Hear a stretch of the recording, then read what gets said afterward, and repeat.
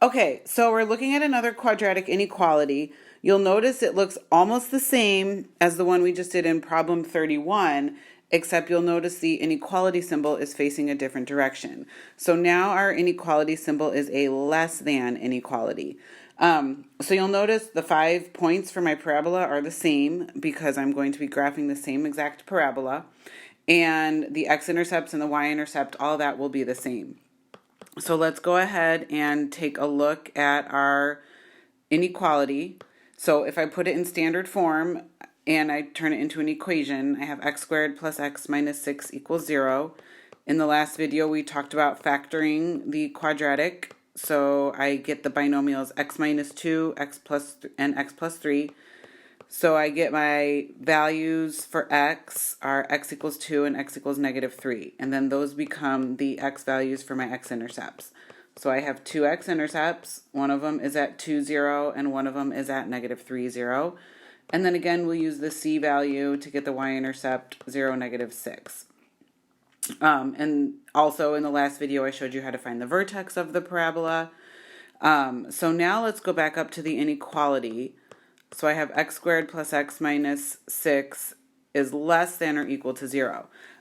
So now, instead of looking at the part of the parabola that is above the x-axis, I'm going to look at the part of the parabola that is below the x-axis. And the reason why I'm looking below is because now my inequality symbol is a less than. So I want to know where all the points are that are less than 0. I want to know all the x values that give us ordered pairs that have outputs less than 0.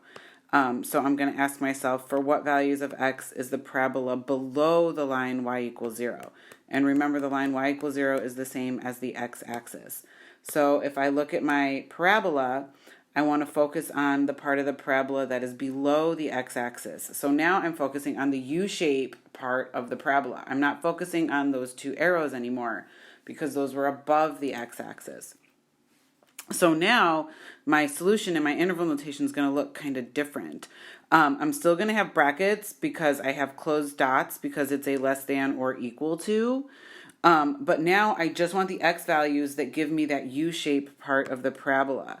So that starts at negative 3 and it continues over to positive 2 and then it stops.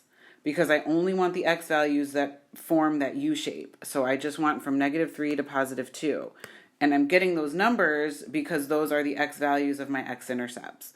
So my solution in interval notation is bracket negative 3, comma 2 with a bracket. And then that is my answer to the whole entire question. So the graph visually helps me get the answer, but the answer is just that interval notation from negative 3 to positive 2.